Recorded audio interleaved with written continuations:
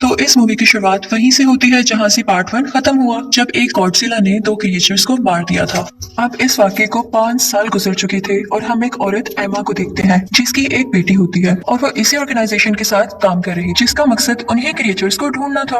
और इनका घर जंगल के बीचों बीच था कि एक दिन अचानक इनके घर के पास एक धमाका होता है और ये दोनों माँ बेटी डरते डरते ऑर्गेनाइजेशन की तरफ चले जाते हैं, जहाँ ये देखती है कि एक क्रिएचर ने इस दुनिया में कदम रखा है, यानी वो अभी अभी पैदा हुई है। जैसे ही वो अपने आसपास इतने सारे लोगों को देखती है तो वो घबरा जाती है और उन पर अटैक करने लगती है। अब एमा के पास एक ऐसी डिवाइस थी जिससे उस क्रिएचर का गुस्सा ठंडा हो सकता था। इनफैक्ट वो डिवाइस उस क्रिएचर के आसपास की फ्रीक्वेंसी को कम कर देती थी। एमा वो डिवाइस उसके पास करती है तो वो सुकून में आ जाती है। वो सब इस कामयाबी पर काफी खुश थे, लेकिन तभी वहाँ पर एक आदमी एलन आता है। वो इस डिवाइस को हासिल करना चाहता था, इसलिए वो एमा और उसकी बेटी को वहाँ से लेकर चला जाता है। उसे लगता था कि इंसानों ने इस प्लेनेट अर्थ का बिल्कुल ख्याल नहीं रखा और नेचर के साथ छेड़छाड़ की है। वो चाहता था कि क्रिएचर्स को वापस जमीन पर ले आए। वो एमा को और उसकी बेटी को किसी और मुल्क में उसी ऑर्गेनाइजेशन के दूसरी ब्रांच में ले आता है, जहाँ एमा की ऑर्गेनाइजेशन के खिलाफ मीटिंग चल रही थी और इसी ऑर्गेनाइजेशन के और भी साइंटिस्ट यहाँ पर थे। वो चाहते थे कि हम नेचर की हिफाजत करें। उसी ऑर्गेनाइजेशन के लोगों में से एक डॉक्टर को पता चलता है कि एमा और उसकी बेटी को किडनैप कर यहाँ पर लेकर आया गया है। वो ये सुनते ही एमा के एक्स हस्बैंड के पास जाता है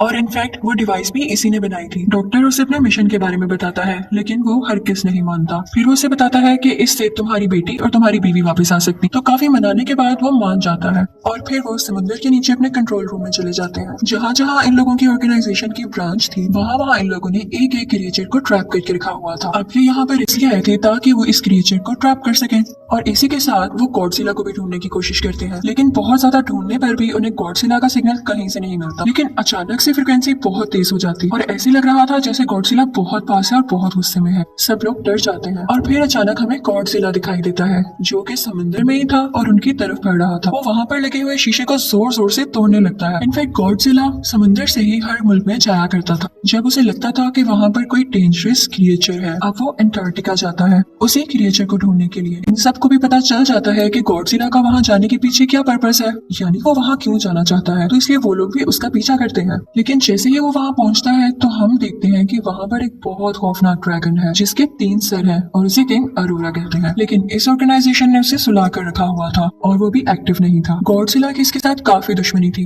और गॉडजिला अक्सर आया करता था इसे देखने के लिए ताकि वो इससे लड़ सके। अब जब डॉक्टर वहाँ पर एमा को बचाने के लिए जाता है तो वो ये देखकर हैरान रह जाता है कि एमा भी एलन के साथ मिली हुई है। वो सारे प्लान के बाद यहाँ लाई गई थी ताकि वो उस ड्रैगन को जगा सके। वो अपने एक्स हस्बैंड और डॉक्टर के साथ जाने से इनकार कर देती है और जाते जाते उस ड्रैगन की दीवार को तोड़ देती है और वो अब एक्टिव हो चुका था और पूरी तरह से बाहर आ चुका था। गॉडजिला को तो इसी बात का इंतजार था, तो वो आगे बढ़ता है ताकि वो उससे लड़ सके। दोनों की काफी फाइट होती है और फिर उसके बाद वो मॉन्स्टर गॉडजिला को गिराकर अब बाकी लोगों की तरफ आता है। एमा जब ये सब कुछ देखती है तो वो सोचती है कि इस तरह तो काम बिगड़ जाएगा, तो वो अपनी डिवाइस को ऑन करती है और उस मॉन्स्टर का गुस्सा ठंडा करती है और इसीलिए वो मॉन्स्टर किसी को कुछ नहीं कहता। और फिर एमा एलन के साथ यहाँ से चली जाती है। दूसरी तरफ वो लोग भी वहाँ से निकल जाते हैं। अब ऑर्गेनाइजेशन के लोग उस मॉन्स्टर के पीछे थे ताकि उसे ढूंढकर खत्म कर सकें, लेकिन तभी एमा उनको वीडियो कॉल करती है। वो कहती है कि मैं तुम लोगों को बताती हूँ मैं दुश्मनों के साथ क्यों मिली।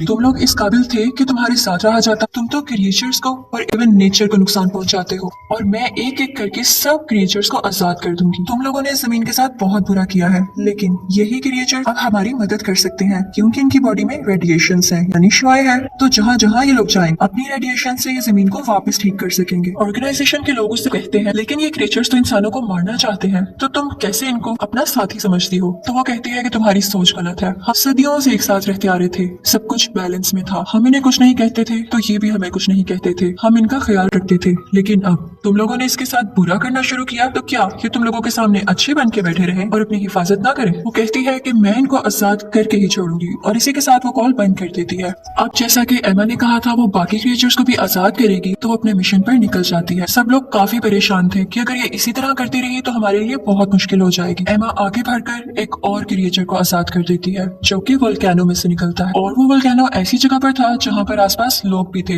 यानी पूरा शहर बसता था। वो बिल्कुल बेरहम हो जाती है, किसी के बारे में कुछ नहीं सोचती, बस उसे क्रिएचर से आजाद करने थे। ये क्रिएचर जो अब वोल्केनो से निकला था बहुत ही बड़ा था। आर्मी अपने जहाज से इस पर काफी अटैक्स करती है, लेकिन ये आगे से उनको गिराने ही वाला होता है कि वो डर के वहाँ से भाग जाता है, क्योंकि वहाँ पर किंग मॉन्स्टर आ चुका था, जो कि हमारे सबसे पहले समंदर में आजाद किया। उन दोनों में काफी लड़ाई होती है, और क्योंकि किंग ड्रैगन काफी ज्यादा पावरफुल था तो उसे काफी जख्मी कर देता है। अब वो बढ़ता है ऑर्गेनाइजेशन के लोगों की तरफ। वो उन पर अटैक करने ही वाला होता है कि समुद्र से गॉडजिला बाहर आता है और उल्टा उस पर अटैक कर देता है। गॉडजिला उसके 3 सर में से एक सर उतारकर फेंक देता है। दोनों में काफी ज्यादा लड़ाई होती है और ये लड़ाई रुकने का नाम ही नहीं ले रही थी। हर तरफ तबाही मच जाती है और लोग भी काफी डरे हुए थे, लेकिन उन्हें गॉडजिला पर यकीन था कि उसी वक्त ऑर्गेनाइजेशन को आर्मी बताती है कि जब वॉर हो रही थी तो हम लोगों ने एक मिसाइल बनाया था और उस मिसाइल का काम ये था कि 2 माइल तक आसपास जितनी भी चीजें, जितने भी लोग होंगे वो उसको ब्लास्ट कर देगा, और हम वही मिसाइल शूट करने वाले हैं ताकि ये क्रिएचर मारा जा सके। और इसी के साथ हमें गॉडजिला को मारना भी मजबूरी है। वो उनसे कहते हैं कि तुम लोग यहाँ से दूर चले जाओ, और वो वहाँ से काफी दूर चले जाते हैं।